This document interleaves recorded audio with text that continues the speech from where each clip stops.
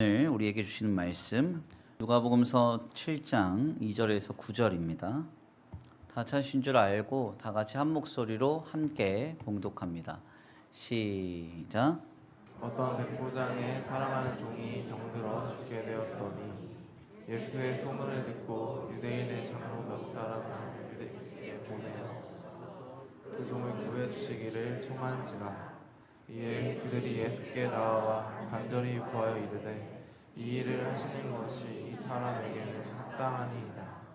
그가 우리 민족을 사랑하고 또한 우리를 위하여 회당을 지었나이다 하니 예수께서 함께 가실새 이에 그 집이 멀지 아니하여 백부장이 것들을 보내어 이르되 주여 수고하시지 마옵소서. 내 집에 들어오심을 나는 감당하지 못하겠나이다.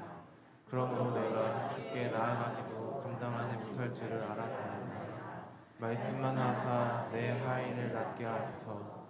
나도 남의 수하에 든 사람이 내 아래에 병사가 있으니 이더러 가라 하면 가고 저더러 오라 하면 오고 내 종더러 이것을 하라 하면 했나이다.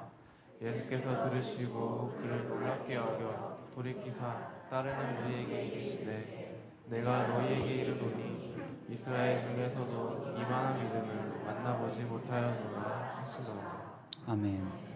할렐루야. 아멘. 할렐루야. 아멘. 오늘도 하나님의 예비하신 은혜가 있는 줄 믿습니다. 귀한 시간 하나님의 은혜로 새롭게 되시고 하나님의 귀한 말씀 가운데 힘을 얻고 변화받는 귀한 시간 되시기 간절히 축원합니다.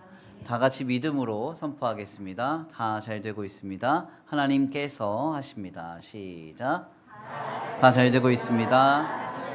하나님께서 하십니다. 아멘. 다시 한번 믿음으로 선포합니다. 큰 믿음을 가집시다.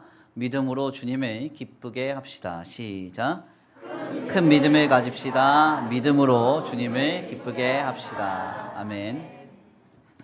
오늘도 큰 믿음을 가지고 주님을 기쁘시게 하는 거룩한 성도들 모두가 되시기를 간절히 축원합니다.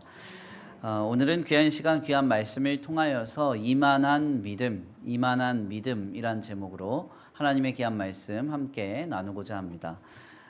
오늘날의 시대를 두고 세계관적으로 포스트 모더니즘의 시대다 이렇게 말을 합니다.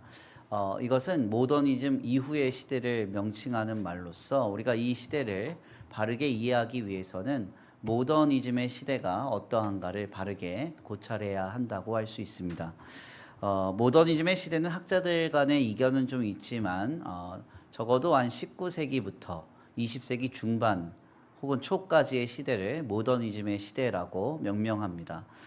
이 시대에는 극도의 산업화로 인해서 인간의 이성과 그리고 각종 어떤 합리 이것을 중요한 가치로 여기면서 수학이나 과학 그리고 기술들이 극도로 발달을 했다는 것이 특징입니다. 이 시대의 이 모더니즘의 세계관은 사회와 경제, 문화와 예술 분야를 넘어서 신앙에까지 많은 영향을 미치게 되었는데요. 특별히 이 모더니즘으로 인해서 이성과 합리를 아주 중요한 기치로 여기고요.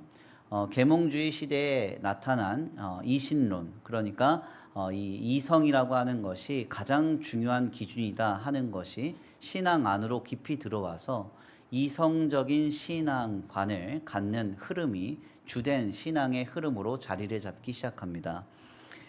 소위 이것이 자유주의 신학이라는 태동으로 우리에게 나타나고 확인이 되는데요. 자유주의 시대의 사람들은 특별히 자유주의 신학을 주장하면서 하나님의 말씀인 성경을 하나님의 말씀으로 여기지 않고 각각의 저자들이 시대에 따라서 편집하거나 기술한 저작물로서 이것을 여기기 시작합니다. 그래서 개인들의 어떤 의도나 목적, 시대의 어떤 문화나 사상을 담아낸 문서로서 성경을 이해하기 시작하죠. 결국 미국의 3대 대통령인 토마스 제퍼슨은 그가 스스로 편찬하고 편집을 해서 제퍼슨 성경을 만드는 데 이르게 됩니다. 이 제퍼슨 성경은 우리가 이성적으로 합리적으로 이해할 수 없는 내용들을 다 삭제하고 다시 재편집해서 내용을 만들어낸 거예요. 그래서 대표적으로 좀 복음서의 내용을 보면 예수님의 공생의 기사 중에서 기적이나 각종 표적과 같이 신비의 활동들은 다 삭제가 되고요.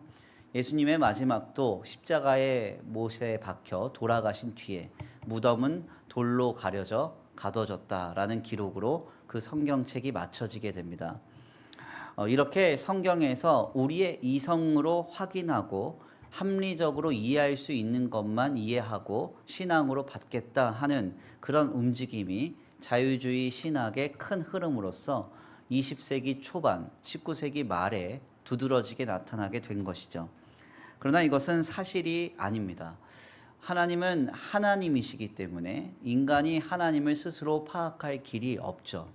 그래서 우리 하나님이 자기 자신을 스스로 보여주셔야만 우리는 그 하나님을 경험하거나 인식하거나 그분을 파악할 수 있습니다. 이것을 신학적으로는 계시, 밝히 드러내어 보여주시다라는 뜻으로 이렇게 명명하는데요. 이 계시는 자연 계시, 그러니까 우리의 자연 질서 속에서 우리가 인식하는 수많은 환경과 상황 속에서 주님을 경험하고 인식할 수 있거나 혹은 특별 계시, 그러니까 우리가 인식하는 자연의 흐름이나 환경 등이 사실상 우리 안에서 왜곡되거나 변질될 수 있기 때문에 주관적인 인식이 아닌 객관적인 인식으로서 성경의 말씀을 통해 하나님이 자기 자신과 하나님의 역사를 우리에게 전하신다고 할 수 있습니다. 특별 계시인 성경은 하나님께서 사랑하시는 하나님의 사람들을 통해서 성령의 영감을 그들에게 부어주어서 하나님의 뜻과 하나님의 존재와 하나님의 역사를 기술하게 하셨습니다. 그래서 이 성경을 두고 우리는 성경을 기록한 사람들을 저자라고 하지 않죠. 저자라고 할 때는 이것을 창작해서 자신의 생각을 반영해서 적었다라고 하는 것의 의미를 담고 있기 때문입니다. 그래서 우리는 이렇게 성경을 기술한 사람들을 저자라고 하지 않고 하나님의 감동으로 자신이 가진 교양과 학식, 재능과 문화를 반영해서 주님의 뜻을 대신 기록했을 뿐이다라고 하면서 성경의 이 기자라고 말을 하는 겁니다. 아무튼 그래서 성경은 하나님의 뜻을, 하나님의 존재를, 하나님의 역사를 성령의 감동으로 대신 기술하여 우리에게 주님을 전한 책이라고 할 수 있습니다. 우리는 이 성경을 하나님의 살아계신 말씀으로 여겨야 하고요. 오늘 우리를 향하여서 증거하고 계시는 주님의 말씀으로 우리가 믿고 신앙해야 하는 겁니다. 결국 모더니즘 시대의 강력한 시류 속에서 칼바르트와 같은 건전한 신학자는 성경은 시대의 산물이 아니고 인간이 자신의 의도를 반영하여 편집 저작한 그런 어떤 문서도 아님을 분명하게 주장하게 됩니다. 여기서 더 나아가 그는 하나님을 당신이 경험하기 위해서는 절벽에서 몸을 내던지는 것과 같은 비이성적인 도전과 모험이 반드시 필요하다라고 이렇게 주장을 하죠. 결국 이러한 건전한 신학자들과 그리고 거룩한 교회, 거룩한 성도들을 통해서 오늘날까지 우리의 믿음은 유지되고 보존되며 전승되어 왔습니다. 오늘 우리가 받은 이 거룩한 이 믿음이 누군가 갑자기 하루아침에 얻어낸 믿음이 아니라는 것이죠.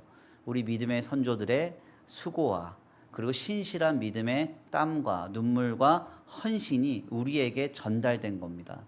그러므로 오늘 우리는 이 믿음을 귀하게 여기고 신앙의 길을 아름답게 지켜가야 하겠습니다. 아무튼 이러한 모더니즘의 시대가 끝나고 도래한 것이 바로 포스트 모더니즘의 시대입니다. 가만 한번 사람들이 생각을 해봤어요. 우리의 인생을 수학 공식처럼 합리적으로 이성적으로 척척척 잘 살아냈을 때 그 계산된 결과에 따라서 우리의 인생이 결과가 도출되느냐, 가만 생각해 보니까 그렇지 않다는 겁니다. 삶은 이성적이고 합리적인 일들이 계산처럼 나타나거나 예상되는 것이 아니라는 인식을 하게 되죠. 바로 여기에서 나타난 포스트 모더니즘의 세계관은 진리의 다양성을 주창하게 됩니다. 어떤 누군가가 주장하는 이론과 학식이 절대적인 게 될 수 없다는 거예요. 각각 다른 기준, 다른 상황에서 다르게 나타나고 다른 결과를 도출하는 것이 우리의 인생이라고 주장하기 시작하는 겁니다.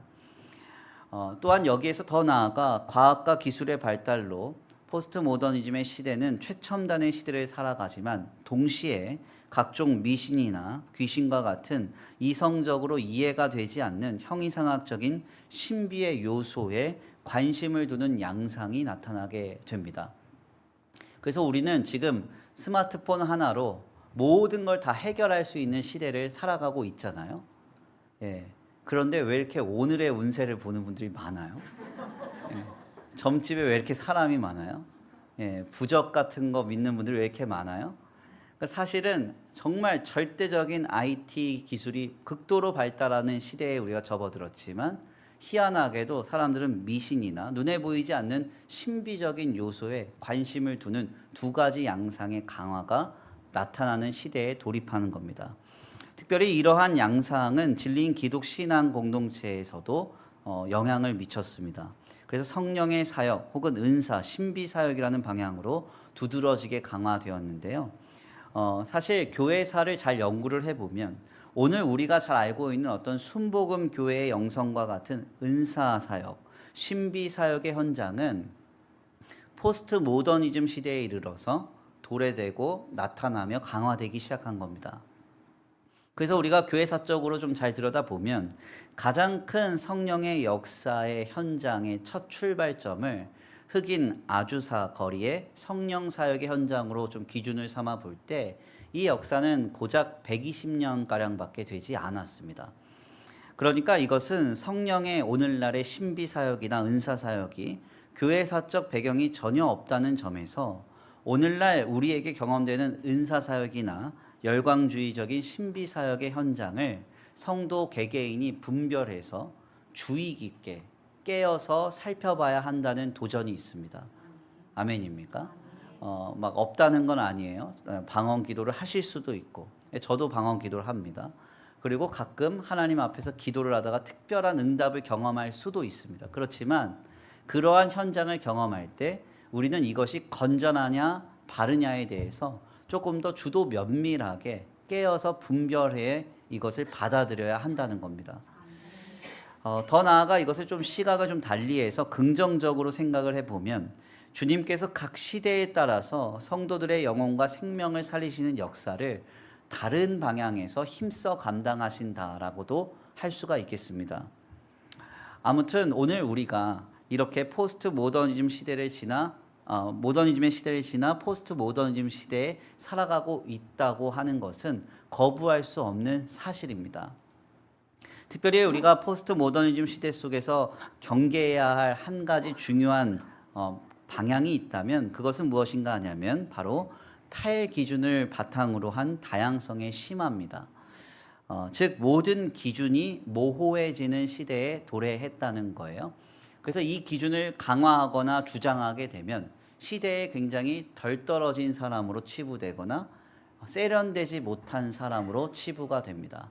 부모님들이 우리 자녀들을 보면서 아빠가 생각할 땐 이게 맞아 이렇게 강요를 할 때 죄송하지만 잘못하면 우리 아빠는 꼰대야 이렇게 되는 거죠. 왜 그러냐면 이 기준이 모호해지기 때문에 그렇습니다. 그래서 모든 기준이 사라져요. 하물며 생물학적인 남녀의 기준이 사라지고 어떤 사안에 대한 평가를 기준하는 그 기준을 강화시켜서 내세우면 매우 세련되지 못하고 시대에 덜 떨어진 사람이 되는 거죠. 결국 이러한 방향에서 각 사람들은 자기들만의 기준을 가지고 살아가는 것이 합당하고 자신들의 기준이 삶의 기준이라고 주장하기 시작하는 겁니다. 제가 어린 시절에 봤던 드라마 중에 재밌게 봤던 드라마가 있습니다. 내 이름은 김삼순이라는 드라마인데 이때 이제 그게 주인공인 삼순 씨의 현장은 이제 노처녀의 현장이에요. 그래서 어떻게 하면 결혼하는가, 연애하는가 이게 이제 주된 이 드라마의 흐름인데 이때 삼순이 나이가 30살입니다. 30살. 네. 지금 30살 된 형제 자매한테 너 노총각이야, 노처녀야 하면 맞아 죽어요. 맞아 죽어요. 네. 시대가 많이 바뀐 거죠. 그럼 한 40살 정도 우리가 시대 기준을 맞춰서 한 40살 정도의 기준을 갖고 40살 정도 된 자매를 노처녀, 40살 정도 된 이제 형제를 노총각 이렇게 불러도 되느냐? 그것도 합당하지 않습니다. 예. 본인이 인정해야 노처녀 노총각인 거예요. 50이 돼도 난 청춘이야 그럼 그분은 청춘인 겁니다. 네, 그런 시대라는 거죠. 실상 이러한 기준이 긍정적으로 자기 자신에게 작용을 해서요. 각자가 가진 어떤 소유의 기준, 나이의 기준, 혹은 삶의 여러 요소들의 기준이 내 삶을 나 스스로가 만족하고 내 삶을 내 스스로가 자족하며 더 나아가 자기 자신에게 위로나 평안을 주는 어떤 그런 기준으로 이것을 기준 삼는다고 하면 그것은 아름다운 일일 겁니다.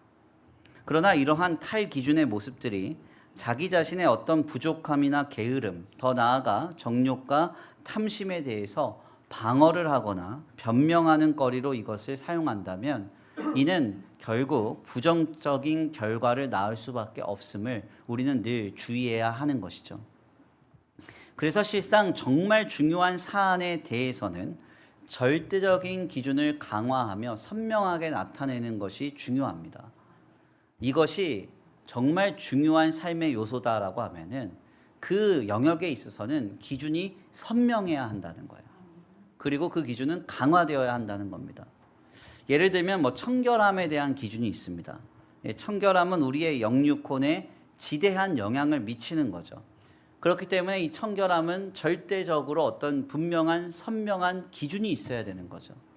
그렇죠? 지금 우리가 중식을 하지 않지만 이 무더운 일기에 음식을 하면서 각자가 다 다른 청결함의 기준을 가지고 밥을 먹는다면 매 주일마다 식중독이 나타나겠죠. 그렇지 않아요? 우리가 다 다른 기준을 가지고 교회 화장실을 운영한다면 어떻겠어요? 좀 황당한 일이 벌어지지 않겠습니까? 제가 예전에 저랑 가깝게 지낸 형제가 이제 자취를 한 적이 있는데 그 자취방에 놀러 갔습니다. 놀러 갔더니 집이 더러워도 얼마나 더러운지 너무 더러워서 제가 그랬어요. 이렇게 집이 더러우면 어떡하냐. 좀 청소 좀 하지. 그랬더니 그 형제가 저한테 그러더라고요. 이게 뭐가 더럽냐고. 쥐만 안 나오면 되지. 그러니까 이 친구의 기준은 쥐가 나오냐 안 나오냐. 보통 원룸에서 쥐 나오는 건 하늘의 별 따기 아니에요? 그러니까 아무리 더러워도 쥐는 안 나와요. 사실 이런 기준을 갖고 있으면 청결함은 지켜질 수가 없는 것이죠. 그렇죠? 또한 술 취하고 방탕하지 않는 성결함의 기준 역시도 그렇습니다. 보통 우리 젊은 세대들이 이제 그 직장 생활을 하다 보면 술자리 모임이 많아요. 그럼 가보면 항상 들려오는 이야기. 야, 나도 교회 집사야. 술 먹고 실수만 안 하면 되지. 마셔 이런다고요. 성경에 마시지 말란 얘기가 어디 있어? 예수님도 물을 포도주로 바꾸셨어 이러면서. 그렇죠? 술 먹고 취하지만 않으면 돼. 가만 생각해 보면 술 먹고 실수만 안 하면 된다라는 기준을 가진 사람에게는 하나님 앞에서의 성결함은 작동할 수가 없는 거죠. 그렇죠? 성결함이란 말 그대로 거룩하고 깨끗한 상태 아닙니까? 누구 앞에서? 하나님 앞에서. 그러니까 이것은 절대적인 것이고 지켜가야 하는 기준인 것이죠. 더 나아가 남녀 간의 어떤 생물학적 기준 역시도 마찬가지입니다. 소위 이제 유니섹스라고 해서 양성 간의 교차가 가능한가? 남성이 여성이 되고 여성이 남성이 될 수 있는 시대인가? 누군가는 그렇게 말하기도 해요. 자기의 인식에 따라서, 자기 주장에 따라서 그것을 존중해야 된다. 사실은 그렇지 않죠. 생물학적으로 타고난 성이라고 하는 것은 강화되어야 되는 거예요. 기준이 명확해야 되는 겁니다. 그렇지 않아요? 저는 아직도 좀 이해를 못하는 게 동성애 어떤 옹호 단체나 옹호하는 운동 현장을 가보면 죄송한 이야기지만 그러니까 여자 대학 안에서 활동하는 분들이 그 면면에서 많은 주장을 하시는 분들이 많아요. 근데 참 아이러니한 건 뭐냐면 그렇다면 이 여대에서 자신을 여자라고 주장하는 남성을 받아주느냐? 받아줄 것 같아요? 안 받아줄 것 같아요? 절대 안 받아줍니다. 절대. 하물며 성전환 수술을 한 남성도 받아주질 않아요. 그럼 이거 너무나 아이러니한 거 아니에요? 본인들이 주장하고 활동하고 있는 현장에서는 받아주지 않죠. 사실 어떤 시대에서 주장하는데 편승해서 내가 거기에 말을 보태면 멋있어 보이고 세련돼 보이기 때문에 내가 거기에 내 의견을 동조하겠다. 위험한 겁니다.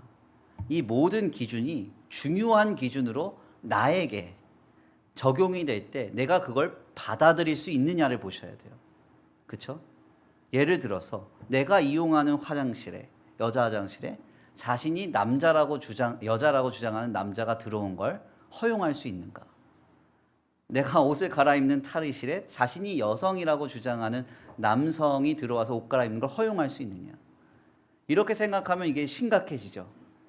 내 아이가 며느리라고 데리고 왔는데 남자를 데리고 온 걸 내가 허용할 수 있느냐? 내 딸이 사위를 데리고 왔는데 여성을 데리고 온 걸 내가 허용할 수 있느냐?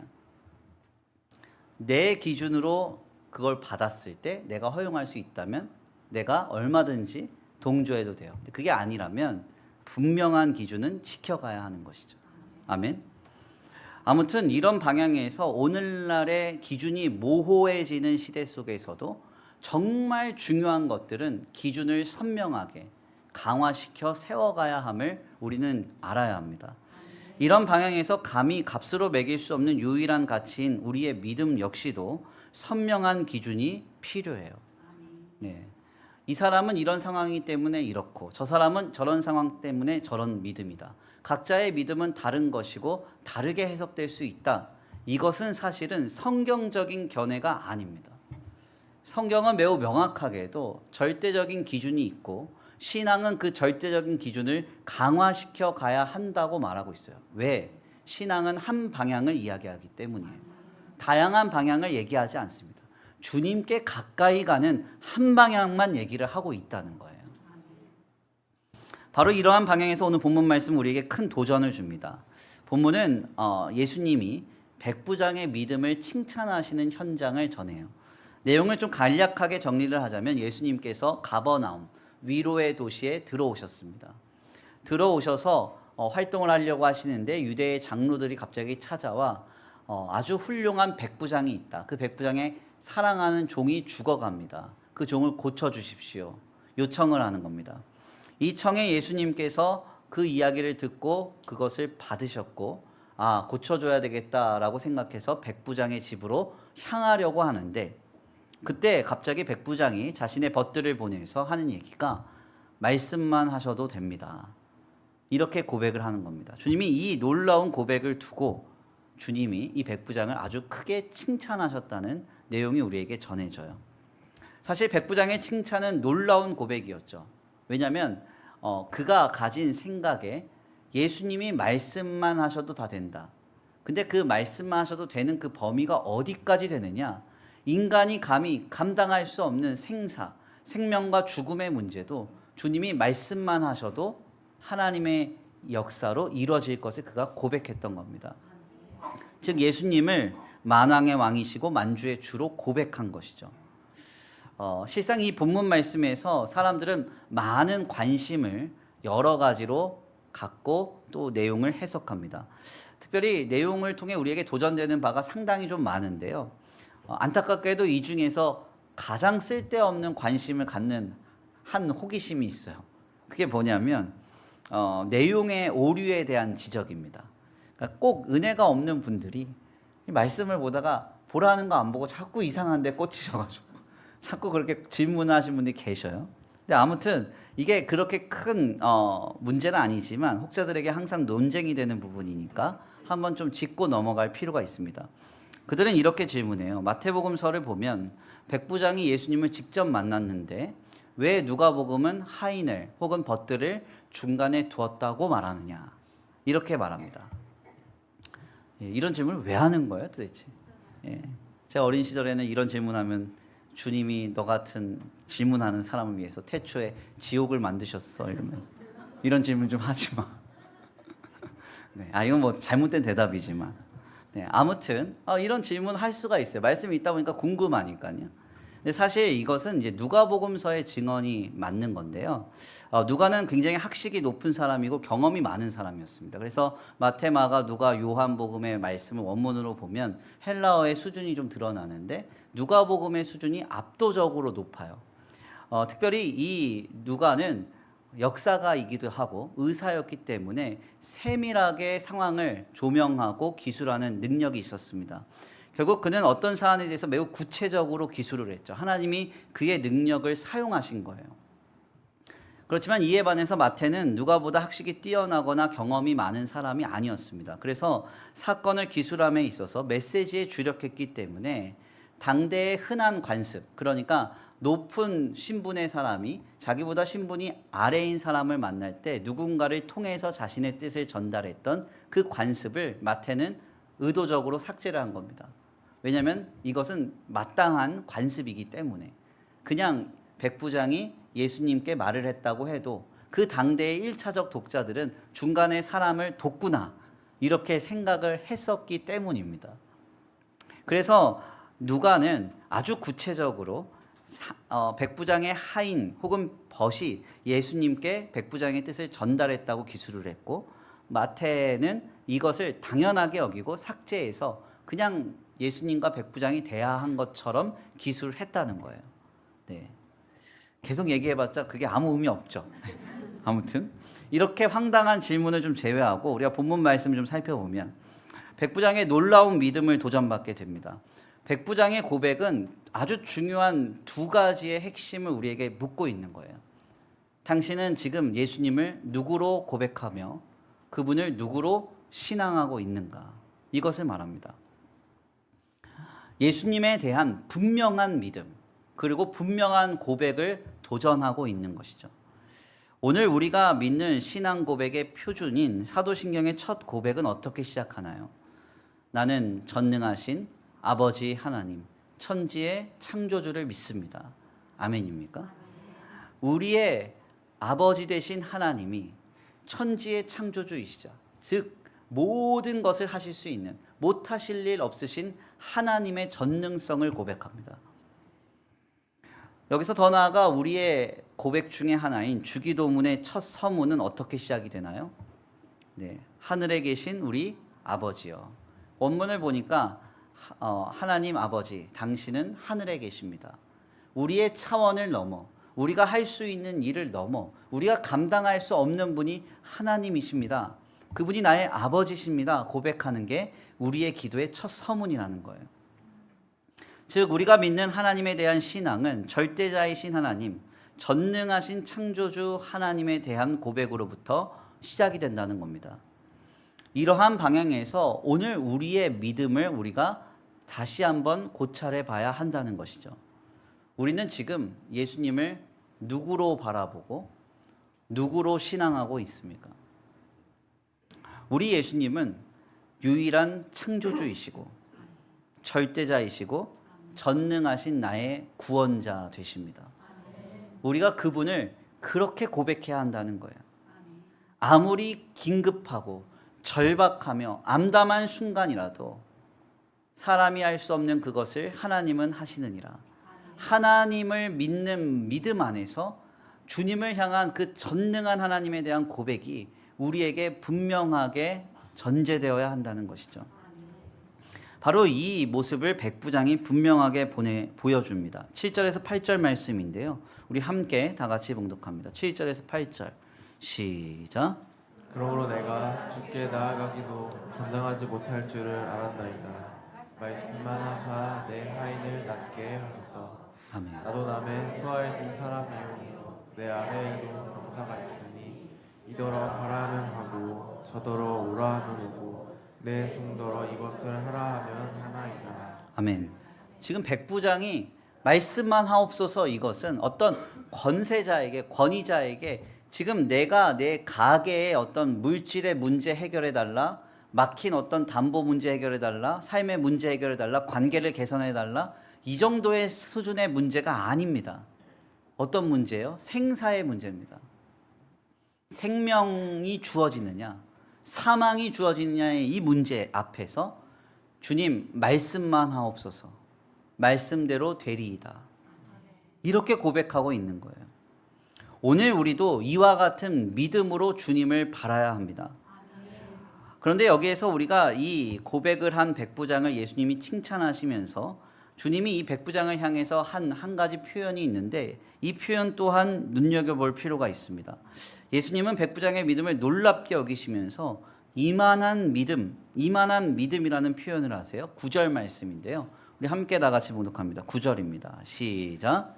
예수께서 들으시고 그를 놀랍게 여겨 돌이키사 따르는 무리에게 이르시되 내가 너희에게 이르노니 이스라엘 중에서도 이만한 믿음은 만나보지 못하였노라 하시더라. 아멘. 오늘 본문 말씀 보니까 백부장을 보고 예수님이 이만한 믿음을 보지 못했다 이렇게 말씀하세요. 여기서 우리말 이만한이라는 이 말의 헬라어 원어는 토사우텐이라는 말인데 이 토사우텐이라는 이 말은 이 정도로 큰, 이 정도로 위대한, 이마만큼의 규모인 이런 뜻입니다. 그러니까 주님은 지금 백부장에게 단순히 이 백부장의 믿음이 있어 이렇게 말씀하신 게 아니라 지금 백부장에게 이 사람은 엄청난 크기의 믿음을 가진 사람이야 라고 말씀하고 있었다는 거예요. 우리는 여기에서 한 가지를 반추하게 됩니다. 그것이 무엇이냐? 바로 오늘 우리가 진리인 기독 신앙으로 하나님을 믿는다고 할 때 우리의 믿음에는 크기가 있다는 겁니다. 크기가 있다는 거예요. 큰 믿음이 있고 작은 믿음이 있다는 겁니다. 이는 실상 다른 본문 말씀에서도 확인이 되죠. 마태복음서를 보면 공생애 중에서 제자들이 먼저 배를 타고 갑니다. 가다가 풍랑이 일어요. 그때 풍랑 속에서 누가 걸어옵니다. 무리를. 제자들이 보고 귀신인 줄 알고 기겁하다가 자세히 보니까 주님이신 줄 깨달았어요. 놀랍게 여기고 있을 때 혈기가 가득한 베드로가 나도 무리를 걷겠다 하죠. 꼭 그런 인간이 죄송합니다. 하여튼 그런 사람이 있어요. 그래서 주님이 걸어보라. 그래서 이제 걸어가기 시작하는데 갑자기 풍랑이 부는 겁니다. 주님을 보고 걸어야 되는데 풍랑을 보다가 두려운 마음에 쏙 빠져버렸어요. 물에. 그때 우리 예수님이 베드로를 건져주시면서 뭐라고 말씀하세요? 마태복음서 14장 31절 함께 봉독합니다. 시작. 예수께서 즉시 손을 내밀어 그를 붙잡으시며 이르시되 믿음이 작은 자여 왜 의심하였느냐 하시고. 아멘. 말씀 보니까 믿음이 작은 자요 이렇게 말씀하시죠. 분명하게 주님이 믿음이 베드로에게 작다 이렇게 말씀하셨습니다. 그러니까 오늘 본문 말씀 백부장에게는 토사우텐 이 정도로 큰 믿음이 있다 이렇게 말씀하셨고 베드로에게는 믿음이 작다. 그러니까 우리의 믿음에는 크고 작음이 있다는 거예요. 우리는 이것을 인정해야 됩니다. 혹자들은 이런 말 들으면 기분 나쁘다 그래요. 왜 목사님 믿음의 크기를 자꾸 이렇게 판단하려고 하세요? 이 사람은 이런 상황에서 각자의 믿음이 있는 거죠. 저런 상황에서 저런 믿음이 있는 거죠. 각자의 믿음의 크기가 있고 각자 믿음은 다른 거죠. 그리고 그 믿음은 다른 은혜 가운데 우리의 구원을 세워가는 거죠. 말씀하실지 모르지만 죄송하지만 이것은 성경이 말하는 바는 아니에요. 성경적인 주장이 아닙니다. 이런 주장을 하는 분들은 이미 포스트 모더니즘에 영향을 받은 거예요. 미셸 푸코나 다나 헤러웨이와 같은 포스트 모더니즘의 세계관에 많은 영향을 받은 겁니다. 성경은 이렇게 말하고 있지 않아요. 성경은 하나님을 향한 믿음에는 큰 믿음, 작은 믿음이 있고 그 믿음에 대해서 주님은 크게 기뻐하시거나 때때로는 책망을 하세요.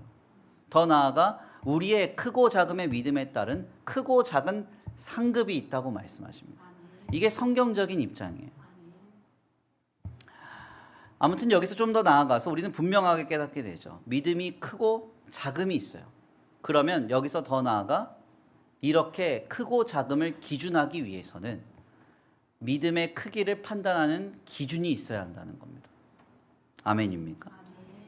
기준이 있어야 믿음이 큰지, 기준이 있어야 믿음이 작은지 알 거 아니에요. 그렇다면 주님이 보시는 믿음의 기준은 과연 무엇일까요? 네. 어떤 분이 저를 찾아왔어요. 목사님, 저는 큰 믿음의 소유자가 되고 싶습니다. 어떻게 하면 좋을까요? 목사님이 씩 웃더니 일단 목사님 말씀을 잘 들으시고 헌금을 좀 많이 내시고 주중 기도에 빠지지 마시고 할 수 있는 대로 주일에는 힘써 봉사하십시오. 그러면 큰 믿음의 소유자가 됩니다. 라고 말하면 뭔가 이상한 거예요. 성경은 그렇게 말하지 않거든요. 주님이 보시는 믿음의 기준은 항상 두 가지입니다. 항상 두 가지. 첫 번째, 나 자신을 어떻게 보고 있는가요? 나 자신을 어떻게 보고 있는가? 6절에서 7절 말씀입니다. 6절에서 7절 말씀 시작. 예수께서 함께 가실 때 이에 그 집이 멀지 아니하여 백부장이 벗들을 보내어 이르되 주여 수고하지 마시옵소서. 내 집에 들어오심을 나는 감당하지 못하겠나이다. 그러므로 내가 주께 나아가기도 감당하지 못할 줄을 알았나이다. 말씀만 하사 내 하인을 낫게 하소서. 아멘. 6절에서 7절 말씀 보니까 지금 백부장이 주님께 보인 믿음의 그 첫걸음에서 지금 백부장은 자신을 아주 철저하게 낮춥니다. 어느 정도로 낮춰요? 주님, 수고하지 마세요. 내 집에 오지 마세요. 나 감당 못합니다. 그리고 지금 벗들을 통해서 무슨 얘기를 하냐면 내가 주님 앞에 설 수도 없습니다. 나 그거 감당 못합니다. 이렇게 말해요. 이 고백이 왜 충격적인 고백이냐? 지금 이 로마의 이 시대는 신분제 사회잖아요. 예, 그러니까 로마의 백부장은 한 국가가 한 국가를 정복해서 다스리는 그 국가의 권세자라고요. 예수님은 종속국의 국민이고 신분적으로도 목수의 아들이라고요. 아무것도 아니라고요. 신분적으로 볼 때. 근데 예수님 앞에 백부장이 뭐라고 고백해요? 나는 감당 못합니다. 나는 주님이 하시는 일 감당 못합니다. 그렇게 얘기하고 있다는 거죠. 철저하게 자신을 낮추는 겁니다. 내가 재력이 있어요. 힘도 있어요. 가버나움에 회당을 지어줄 정도예요. 얼마나 권세가 있습니까? 우리는 어때요? 우리는 사실 그렇잖아요. 누가 이렇게 마주쳐서 딱 만났는데 나보다 좀 학력이 좋고 막 잘 나가 이러면 이제 말을 좀 못하다가 내가 봤을 때 좀 나보다 못한 것 같으면 말이 좀 세게 나가고. 저만 그래요? 그런 심리가 약간 있어요. 그런 심리가. 백부장이 봤을 때 예수님은 아무것도 아니라고. 아무것도. 그런데 주님 앞에 나아가서 주님 우리 집에 들어오시는 거 감당 못합니다. 내가 주님 앞에 설 수도 없습니다. 어떻게 보면 로마 황제에게 할 수 있는 그 고백 이상의 고백. 바로 여기에서 주님이 이 백부장의 믿음의 첫 번째 기준을 보신 거죠. 지금 백부장은 하나님 앞에 선 모습으로 예수님을 지금 대하고 예수님께 고백하고 있는 거예요. 우리는 여기에서 주님이 보시는 기준을 확인하게 됩니다. 내가 누구인가? 하나님 앞에서 나를 누구로 보고 있는가? 내가 가진 소유, 힘과 능력, 모든 권세와 명예를 주님 앞에서 나는 지금 어떻게 인식하고 있는가? 내가 가진 힘이 있어요. 능력이 있어요. 소유가 있어요. 권세도 있고 명예도 있고 공로도 있어요. 그러나 하나님 앞에서는 아무것도 아닙니다. 나는 주님 앞에서 죄인이고 주님이 간절한 사람입니다. 주님 말씀만 하옵소서. 종이 듣겠나이다. 그렇게 고백하는 것이죠. 개혁자인 마르틴 루터가 아이슬레벤에서 마지막으로 했던 고별 설교의 문장은 여러 번 들려드렸던 기억이 있습니다. Wir sind Bettler, das ist wahr. 우리는 다 거지입니다. 참으로 그렇습니다. 마르틴 루터가 진짜 거지라서 이런 고백했을까요? 그렇지 않습니다. 루터 돈 많이 벌었어요. 예. 루터가 뭐 지식이 없어서 거지라고 표현했을까요? 그렇지 않습니다. 루터는 박사였고 대학 교수였습니다. 그러나 자기가 거지래요. 왜? 주님이 절박하고 간절한 존재라는 겁니다.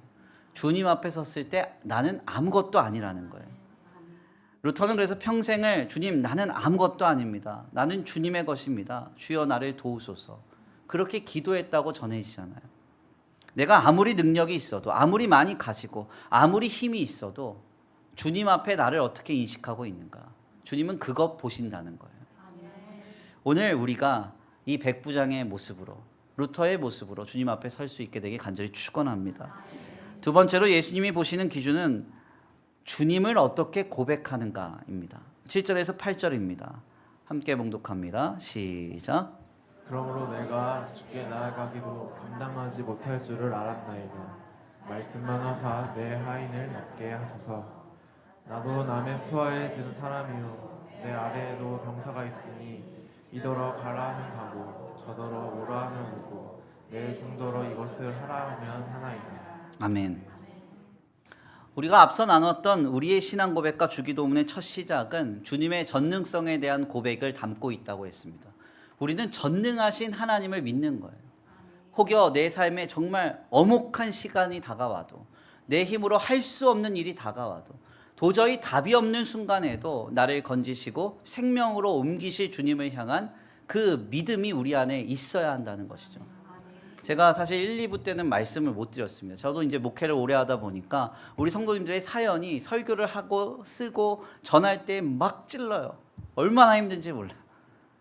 별의별 상황이 많잖아요. 특별히 장래 같은 경우에 아내를 먼저 세상에 떠나보낸 분이 있습니다.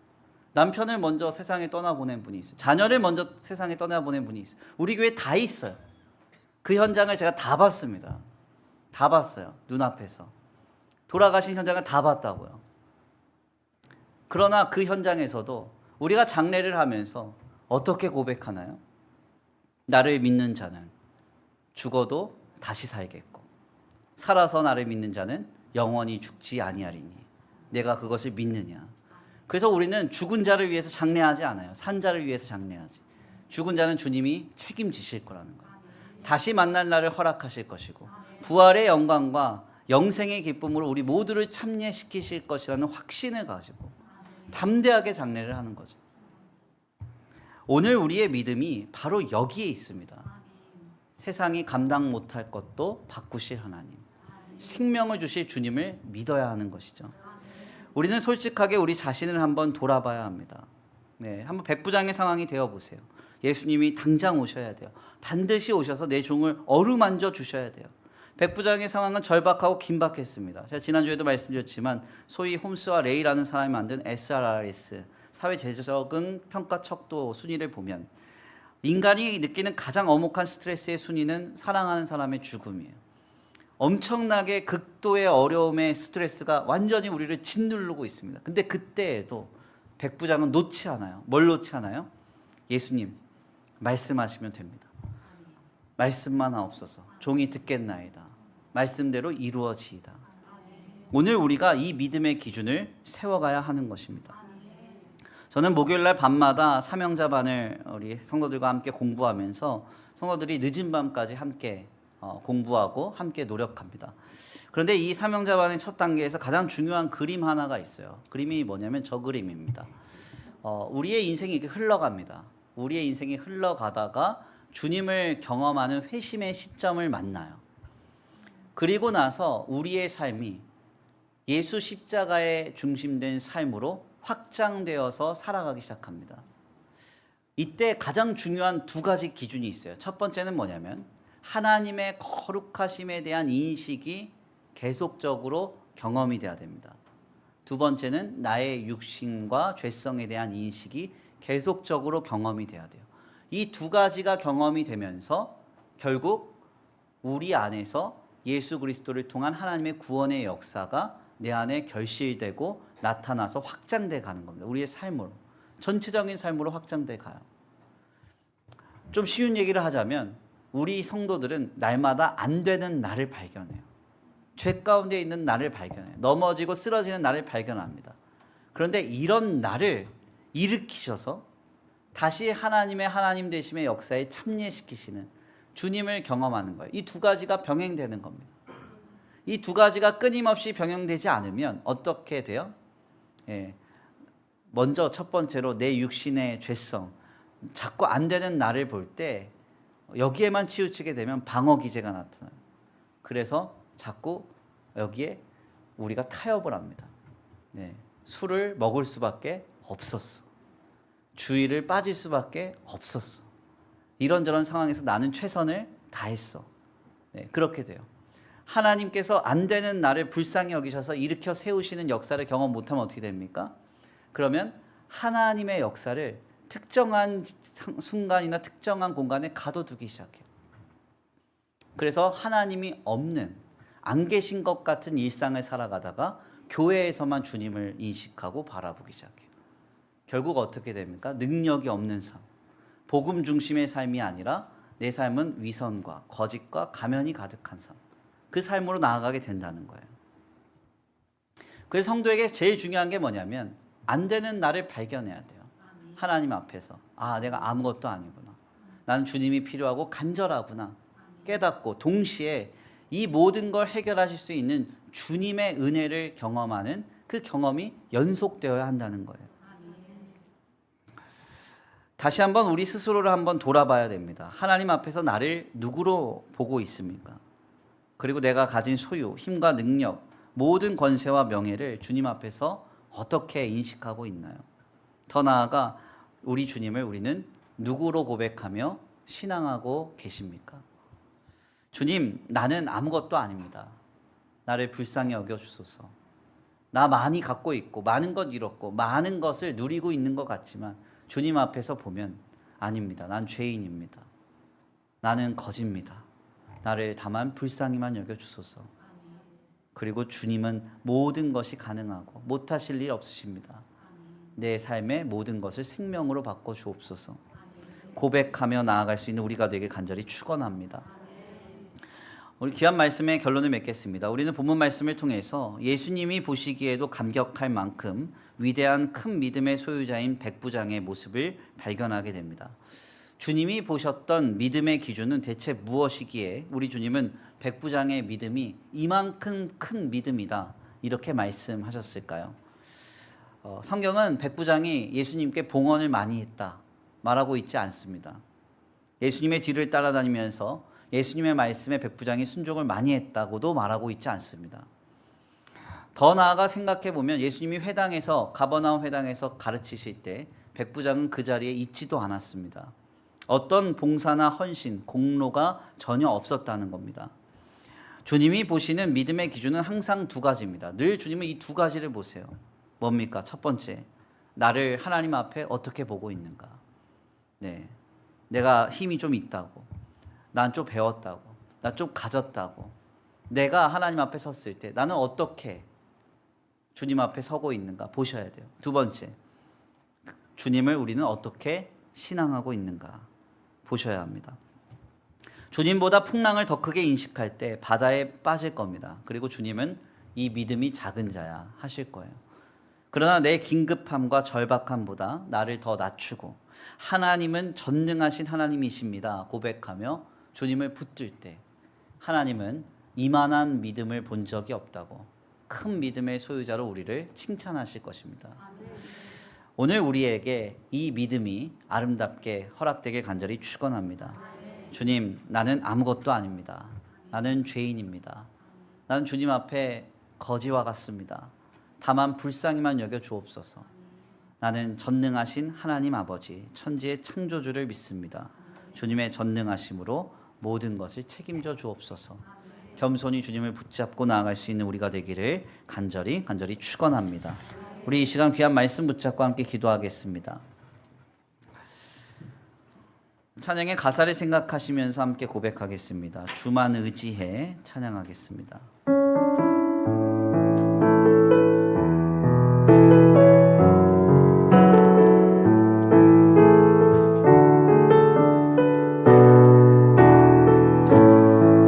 의지했던 모든 것 변해가고 의지했던 모든 것 변해가고 억울한 마음은 커져가네.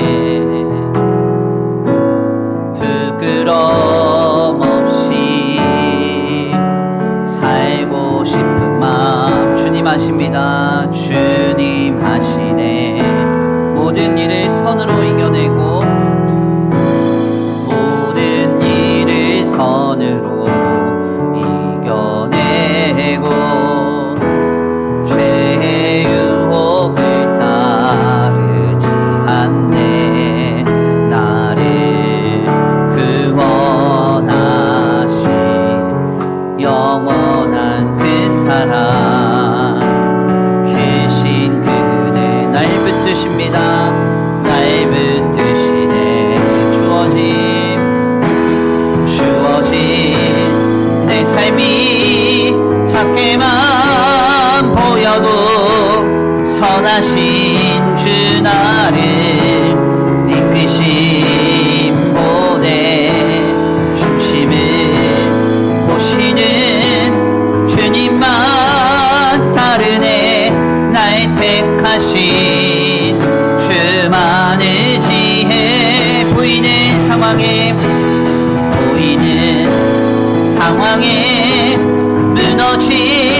무너질지라도 예수 능력이 나를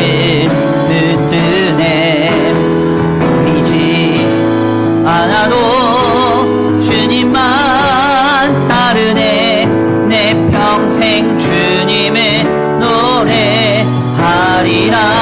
다시 한번 고백합니다. 의지했던 모든 것 변해가 억울한 마음은 거둬가네. 부끄럼 없이 살고 싶은 마음 주님 아십니다. 주님 하시네. 모든 일을 선으로 이겨내고 모든 일을 선으로 이겨내고 죄의 유혹을 따르지 않네. 나를 구원하신 영원한 그 사랑 크신 그네 날 붙드십니다. 날 붙드시네. 주어진 내 삶이 작게만 보여도 선하신 주 나를 이끄신 보냄. 중심을 보시는 주님만 따르네. 날 택하신 주만 의지해. 보이는 상황에 무너질지라도 예수 능력이 나를 붙드네. 보이지 않아도 주님만 따르네. 내 평생 주님의 노래. 주어진 내 삶이 작게만 보여도 선하신 주 나를 이끄신 보내. 중심을 보시는 주님만 따르네. 날 택하신 주만 의지해. 보이는 상황에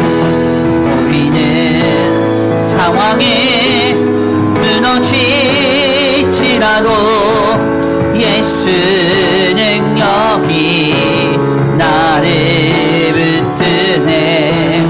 보이지 않아도 주님만 따르네. 내 평생 주님을 노래하리라. 아멘. 우리 이 시간 함께 기도하기 원합니다. 하나님, 오늘 우리의 믿음은 어떠합니까? 나 자신을 하나님 앞에 어떻게 인식하고 있습니까? 내가 좀 가졌다고, 내가 좀 이루고 배우고 내 삶이 많이 구축되었다고 혹시 교만한 마음과 오만한 태도로 하나님 앞에 서지는 않습니까? 하나님 백부장처럼 루터처럼 많은 걸 이루고 배우고 많은 공로를 쌓았지만 늘 겸손하게 우리 자신을 낮추어 주님, 나는 주님을 감당 못합니다. 주님, 나는 주님 앞에 거지와 같습니다. 주님, 나는 죄인입니다. 불쌍히만 여겨주옵소서. 이 믿음이 우리 안에 있게 되기를 원합니다. 동시에 이런 나를 다시 한번 일으켜 세우사 하나님의 하나님 되심의 역사에 참여시키시는 전능하신 하나님을 경험시켜 주시는 그 은혜를 고백하며 주님은 전능하십니다. 주님은 모든 것을 하실 수 있습니다. 말씀만 하옵소서. 주의 종이 듣겠나이다. 말씀대로 이루어집니다. 고백할 수 있는 우리의 믿음이 되기를 원합니다. 이런 믿음을 달라고 하나님 앞에 결단하고 소원하시면서 함께 기도하며 나아가겠습니다. 다 같이 말씀 붙잡고 기도합니다. 사랑과 은혜가 많으신 하나님 감사합니다. 오늘 귀한 시간 귀한 자리로 주님 앞에 나와 하나님의 귀한 말씀을 상고하며 주께 가까이 나아갑니다. 주님, 로마의 백부장처럼 나도 주님 앞에 그와 같은 믿음 갖기 원합니다. 주님, 내가 가진 건 아무것도 아닙니다. 하나님 앞에서 아무것도 아닙니다. 주님, 나를 다만 불쌍히 여기소서, 긍휼히 여기소서. 나는 죄인입니다. 아무것도 가진 것 없고 주님이 늘 절박한 거지와 같습니다. 주님 나를 불쌍히 여겨주옵소서. 긍휼히 여겨주옵소서. 주님만을 사모하며 주님만을 간절히 구하며 주님만을 소원합니다. 아버지 주님만을 붙잡는 자에게 하나님께서 하나님의 하나님 되심으로 전능하신 하나님의 은혜와 능력이 우리 가운데 임하여 주리라 믿습니다. 이 시간 우리에게 역사해 주시고 이 시간 우리에게 함께하여 주시며 이 시간 우리 가운데 역사하여 주시옵소서. 우리의 마음과 우리의 생각과 우리의 중심이 하나님께로 온전히 향하여 지기를 원합니다. 역사하여 주시고 인도하여 주시며 함께하여 주시옵소서. 우리의 마음이 우리의 중심이 하나님께로 온전히 향하여 지기를 원합니다. 하나님 우리에게 굳건한 믿음을 주소서. 이만한 믿음을 주소서. 아버지 주여 아버지 큰 믿음을 주시옵소서. 하나님 오직 하나님 앞에 겸손히 나를 낮추며 아버지 전능하신 하나님을 믿고 바라는 그 큰 믿음, 백부장의 믿음, 아무리 절박하고 긴박한 순간에도 고단한 순간에도 하나님께서 선으로 이루실 것이라는 확신을 가지고 굳게 설 수 있는 그 믿음, 그 믿음을 얻기를 원합니다. 주님 앞에 구합니다. 주님 앞에 사모합니다. 아버지 이 믿음을 주옵소서. 우리의 마음을 깨뜨리시고 우리의 마음을 새롭게 하시고 하나님 안에서 굳건한 믿음을 가지고 주님 앞에 설 수 있도록 주님 성령으로 내 마음에 감동하사 나를 새롭게 하여 주시옵소서. 오 하나님 아버지 나에 대한 인식이 새롭게 되며 하나님에 대한 믿음이 새롭게 되기 원합니다. 모든 상황 속에서도 나를 낮추고 긴박하고 절박할 때에도 나를 깨뜨려 하나님을 더 처절하게 붙잡고 신뢰하며 믿음으로 나아갈 수 있는 우리 신앙이 되게 하여 주시옵소서. 주님 도우실 줄 믿습니다. 역사하실 줄 믿습니다. 인도하실 줄 믿습니다. 지금 우리 가운데 역사하여 주시옵소서. 도와주시옵소서. 주어진 내 삶이 작게만 보여도 선하신 주 나를 이끄신 분의 중심을 보시는 주님만 따르네. 날 택하신 주만의 지혜 보이는 상황에 무너질지라도 예수 능력이 나를 붙드네. 보이지 않아도 주님만 따르네. 내 평생 주님을 노래하리라. 주어진 내 삶이 작게만 보여도 선하신 주 나를 이끄신 보냄 중심을 보시는 주님만 따르네. 날 택하신 주만의 지혜 보이는 상황에 무너질지라도 예수 능력이 나를 붙드네. 보이지 않아도 주님만 따르네. 내 평생 주님을 노래하리라.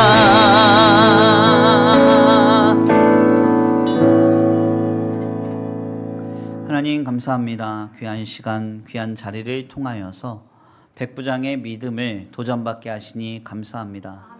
주님 그렇습니다. 주님은 항상 두 가지만 보셨습니다.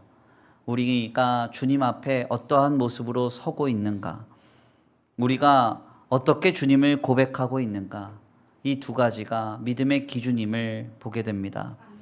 내가 아무리 많이 가졌어도 많은 것을 이루고 성취하며 내게 힘이 있고 재능이 있고 능력이 있어도 주님 나는 주님 앞에서 아무것도 아닙니다. 주님 나는 죄인이고 나는 거지와 같습니다. 주님이 간절하며 절박한 사람들입니다. 주님 이와 같은 믿음의 모습을 가지고 늘 주님 앞에 설 수 있는 우리의 신앙이 되게 하여 주시옵소서. 동시에 이런 죄인을, 이런 불쌍한 사람을 늘 긍휼히 여기사 하나님의 하나님 되심의 역사로 초대하시는 그 놀라운 하나님의 역사의 은혜를 우리가 힘입기를 원합니다. 그래서 우리의 입술로 늘 주님의 전능하심을 고백하며 선포하며 담대하게 주님을 믿고 바라며 살아가게 하여 주시옵시고, 주님, 이러한 믿음을 가지며 살아갈 때 주님이 우리를 보시고 이만한 믿음이 없다고 칭찬하시며 큰 믿음의 소유자로서 우리를 통하여 하나님을 영화롭게 하고 기쁘시게 하는 그 놀라운 역사가 펼쳐질 수 있도록 주님께서 우리 가운데 성령으로 역사하시고 인도하여 주시옵소서. 오늘 귀한 주의 주님 앞에 예배하고 돌아갑니다. 주님, 돌아가는 발걸음 안전히 거하게 하여 주시옵시고, 한 주간의 삶의 모든 상황 속에서 우리를 눈과 같이 지켜 보호하여 주셔서 우리의 영과 육과 혼에 그 어떤 악한 것도 틈타지 않게 하시고 하나님께서 지키시며 보호하시며 하나님의 하나님 되심으로 함께 하시는 복된 한 주간 되게 하여 주시옵소서. 늘 주님을 고백하며 찾고 구할 때마다 나의 연약함과 나의 부족함을 인정하며 절박하게 주님을 찾는 자에게 하나님 찾아오셔서 응답하여 주시옵시고, 모두가 다 힘들다고 하는 이 시국 가운데 하나님께서 활로를 열어주셔서 하나님의 것으로 채우시며 돌보아 주시옵소서. 이 시간 주님 앞에 귀한 예물 올려드립니다. 이 예물이 쓰여지는 곳곳마다 영혼과 생명이 살아나게 하시고 하나님의 나라와 주님의 복음을 위하여 쓰임받는 거룩한 예물 되게 하여 주시옵시되, 주님, 쓸 것을 쓰지 아니하고 생명과도 같은 물질을 신앙의 고백으로서 하나님께 올려드립니다. 이 손길 위에 복의 복을 더하사 하늘의 신령한 복과 땅의 기름진 복으로 이삭이 흉년 가운데서도 100배의 결실을 얻었던 복과 은혜와 공급이 차고 흔들어 넘치도록 가정과 생업 위에 임하게 하여 주시옵소서.